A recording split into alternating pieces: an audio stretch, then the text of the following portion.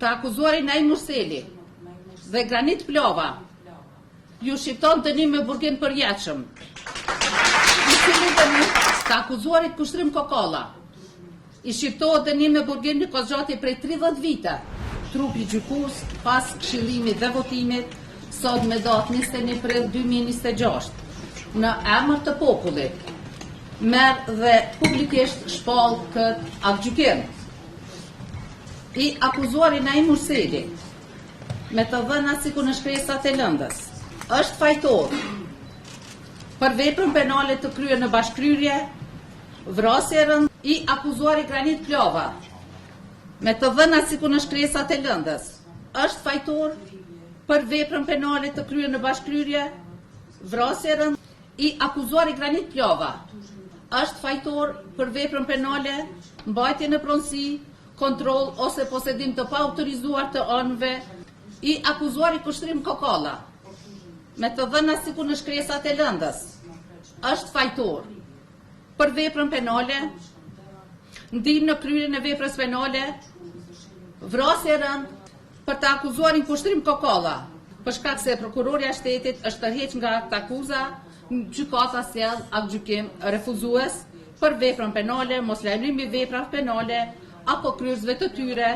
Gjykata në bazë të dispozitave ligjore të Kodit Penal të Republikës së Kosovës të akuzuarit i gjykon të akuzuari Naim Murseli dhe Granit Plova ju shqipton dënim me burgim përjetshëm, i cili dënim do të ekzekutohet 15 ditë pas plotfuqishmërisë së këtij aktgjykimi. Të akuzuarit Kushtrim Kokolla i shqiptohet dënim me burgim në kozgjati prej 30 vite, i cili dënim do të ekzekutohet 15 ditë pas plotfuqishmërisë së këtij aktgjykimi. Në dënimin e shqiptuar të akuzuarve Naim Murseli, Granit Plova dhe Kushtrim Kokolla do të llogaritet koha e kaluar në paraburgim nga data 1/12/2023 e tutje.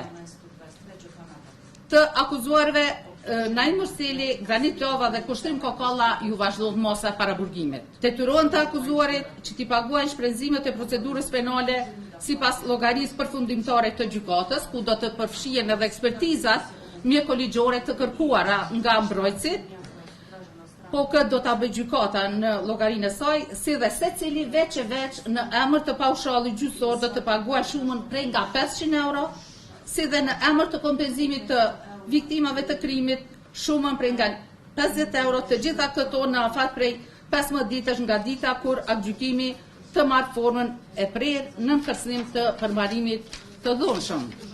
Fala e dëmtuar për realizimin e kërkesës pasurore juridike udhëzohet në kontest juridiko-civil.